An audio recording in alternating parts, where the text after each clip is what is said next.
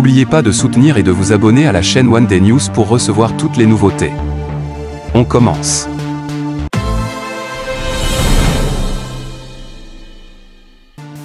La sphère politique est en deuil suite à la disparition de Didier Guillaume, né le 11 mai 1959 à Bourg-de-Péage, dans la Drôme.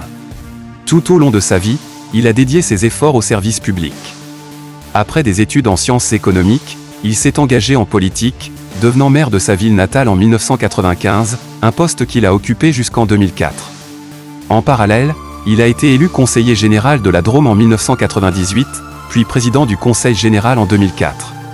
Son parcours national a pris un tournant significatif lorsqu'il a été nommé ministre de l'Agriculture et de l'Alimentation en octobre 2018, sous la présidence d'Emmanuel Macron et le gouvernement d'Édouard Philippe. Pendant son mandat, il s'est illustré par son engagement en faveur de la transition agroécologique et de la valorisation du métier d'agriculteur. À l'annonce de son décès, de nombreuses personnalités politiques ont tenu à lui rendre hommage. L'ancien sénateur socialiste Jean Besson l'a désigné comme un complice, évoquant leur collaboration fructueuse au service de la région. Olivier Dussopt, ancien ministre et ex-maire d'Annonay, a partagé sa profonde tristesse en déclarant « Je pleure un ami, un grand frère ». Marie-Hélène Toraval, maire d'hiver droite de Romans-sur-Isère, a salué l'amoureux du sport en général et du rugby en particulier, rappelant la passion de Didier pour cette discipline. La présidente LR du département de la Drôme, Marie-Pierre Mouton, a affirmé « Nous sommes tous orphelins d'un homme de caractère, à la personnalité chaleureuse et attachante ». Nathalie Niaison, maire de Bourg-de-Péage, a également honoré sa mémoire en soulignant que son engagement, sa vision et son attachement à notre territoire ont durablement marqué les Péageoises et les Péageois. Elle a annoncé qu'un hommage lui serait rendu en temps voulu. Le gouvernement de Monaco, où Didier Guillaume avait été nommé ministre d'État en septembre 2024, a également réagi avec émotion. Il aura conduit sa mission avec détermination et porté les orientations définies par Son Altesse Sérénissime le Prince Albert II en faveur de notre pays. Le communiqué du Palais Princier a ajouté que des informations concernant les obsèques de M. Didier Guillaume seront communiquées ultérieurement. Son parcours et son dévouement inébranlable resteront gravés dans les mémoires.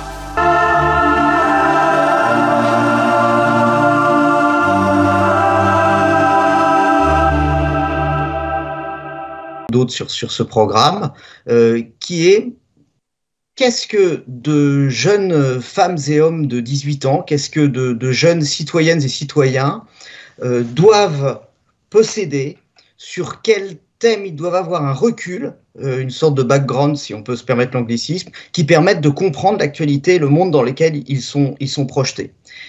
Pour nous, ça représentait un défi extraordinaire parce que en histoire et en géographie, on répète toujours que les disciplines permettent de comprendre le monde actuel.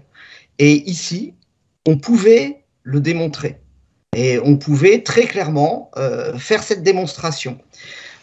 Dans les choses qui étaient à la racine de cet enseignement, il y a également eu l'affirmation de la géopolitique.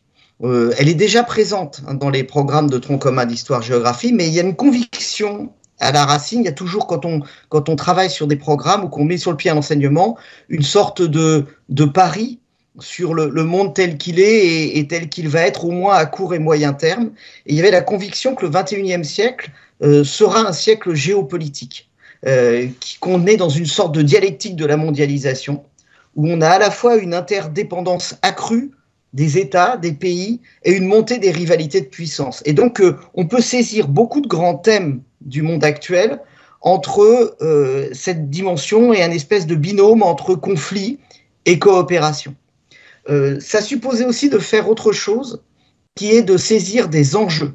En fait, ce qu'on peut gagner, ce qu'on peut perdre dans toute entreprise humaine, ce pourquoi on entre en conflit, ce pourquoi on coopère, quels sont les défis à relever.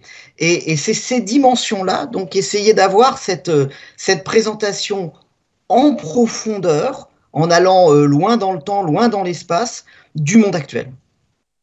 En quoi elle se distingue, cette spécialité, des autres spécialités, et notamment de la spécialité SES, sciences économiques et sociales?